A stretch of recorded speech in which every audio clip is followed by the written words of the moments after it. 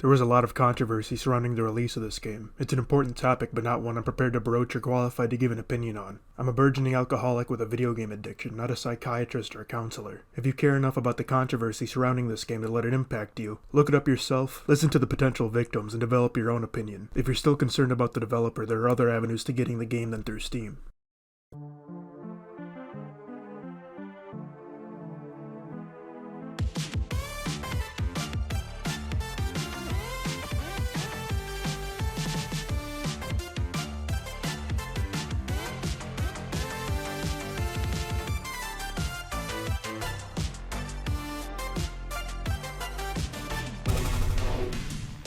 Fight Night is a dungeon-crawling action game by Team Sorcerer about punching the shit out of things. You play as the eponymous Fight Night. Pronouns, they, he, as they arrive at the village of Creston by boat in order to scale the mysterious tower that suddenly sprang from the ground onto the local graveyard.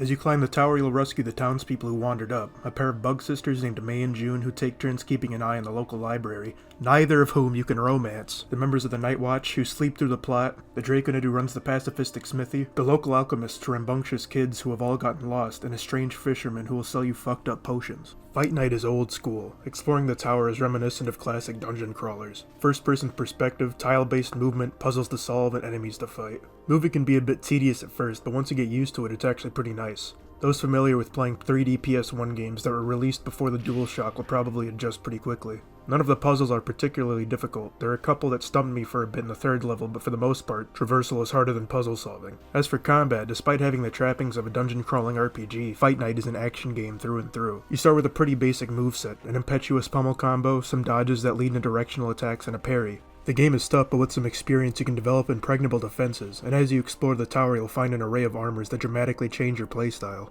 Every floor of the tower has a set of armor, and every armor set has a different playstyle. The Gamblin' Gunslinger speeds up Fight Night and gives them a functional finger gun, but it makes Fight Night frail since they only wear a jacket and a hat for armor. The Junker armor makes Fight Night slow, tough, and hit like a truck. Your pummel combo is replaced with a 3-stage charged attack you can hold on to while moving, and your uppercut is replaced with a ass middle finger, which enrages enemies, making them more aggressive and lowering their defense. The captain of the ship you rode in on is also a chef, and if you bring him recipes and the proper ingredients, he can craft a variety of specialties that give you access to unique moves, like flying all the way to the backlines of the enemy group, enraging every enemy, knocking them all down, or shooting a beam at them. The potion seller down the way will also allow you to craft potions, and will expand your item slots for rescuing their children from the tower. Fight Night's combat is pretty damn hard. You effectively only have 10 HP by default, and your resources are finite once you enter the tower. Enemy attacks are constant, and every area has a new set of enemies with their own gimmicks and weaknesses. Later on, enemies will start working together, like by keeping a parried projectile on the field, or setting up a kickoff that sets the ground on fire. A late game enemy will get a power-up if it manages to grab onto an eye dropped by another enemy.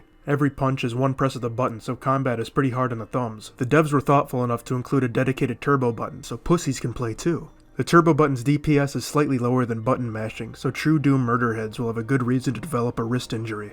Beyond that, the hardest part of the game is traversal. The first 2 levels are fairly simple, but the maps only get more complex, and finding every item only gets harder. Rest assured, I'm not that smart, and I managed to collect everything in the game without a guide. The idea for the character of Fight Night originated in Dark Souls, so it's a miracle that the game Fight Night isn't plagued with common Souls-like tropes. There are no bonfires, and there are no bloodstains. There's exactly one save point, so every time you need to save, you're hiking all the way back from the tower to the boat you rode in on. If you die, you're going back to that save point, and any progress made before death is progress lost. Fortunately, Fight Night gives you plenty of opportunities to save as long as you keep pushing forward. Levels tend to loop around on themselves, and there are plenty of paths back to the entrance of each floor. The view from the tower is nice. You can get a good look at the towns down the coast from Creston. Their house is glowing in the eternal night. Everything about the game's visual design is great. The signposted sprites give off a retro feel and the bouncy movements make everything feel alive. Nothing in the game really has a set color palette. UI, enemies, NPCs, even Fight Night will change colors with the floor you're on. The music's great too. Mellow exploration tracks give way to fast-paced combat tracks whose suddenly intense percussion mirrors the pummelings you're about to bestow upon your adversaries. Every floor is a unique set of tracks for wandering, for battles, and for boss fights. It's not my favorite soundtrack, none of the songs really got stuck in my head, but it fits the aesthetic of the game and none of it is bad. But what's the point, right? Why even bother climbing the tower? What's the hook for this game? To get into this, I'm gonna have to get into spoilers, so if you want to experience the story yourself, you better stop watching now. Shortly after docking in Creston, Fight Night picks up a sword which instantly shatters in their hand. Fight Night, known weapon master, has been cursed, and the only cure seems to be climbing to the top of the tower, which is said to grant wishes. When you walk into the second level, you meet Prince Revali Rosencrantz, who gives you a pun to explain what's going on, an arm for an arm, and then he shoots his cyborg arm at you. Yeah, okay, I get it. You head up further for a rematch where it's revealed Fight Night didn't actually tear off Rosencrantz's arm. They just revealed Rosencrantz's prosthetic in front of his entire kingdom, which seems worse judging by how cross the prince has been.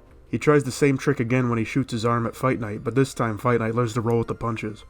When you reach the last level of the tower, it's revealed to actually be a sentient supercomputer that talks your ear off about perfection and fulfilling directives. The tower tasks you with beating 7 challenges before a proper boss fight, where it forces you to face off against waves of enemies and a fight against a really uncanny mirrored version of Fight Night that uses your own moves against you. Is that really how they look? After you beat the mirror match, the tower lets you ascend to the peak where Rosencrantz is begging for the power to beat Fight Night. Fight Night returns his arm, which he thinks is a taunt. The tower gives Rosencrantz the power he wanted, and the two duke it out one last time. It could have been an endless struggle. Both fighters just want the glory of beating the other, and neither is willing to throw in the towel, so the tower keeps restoring them when the other knocks them out. Fight Night ends up beating some sense into Rosencrantz, who realizes that Fight Night was apologizing for taking his arm the first time around. I don't mean to hit below the belt, but I don't really like this emotional climax. The final level tries to pull together themes of self-doubt and reassurance through the actions of others, but I thought it was just too much too quickly. I'm not really a story guy. I prefer games with light stories, or if I think a story is great, I try not to spoil it. Maybe there was a through line from the beginning and I missed it, but this climax didn't land for me.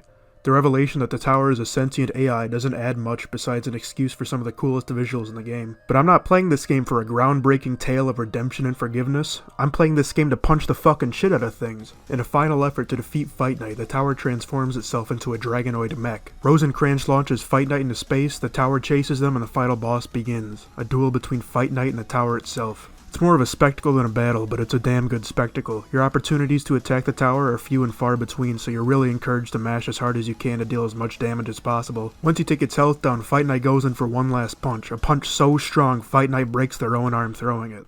Fight Night lands safely and mostly intact in the ruins of the tower. They make their way back to the boat to leave, but are stopped by the prince of the citizens of Creston, who want to thank Fight Night first.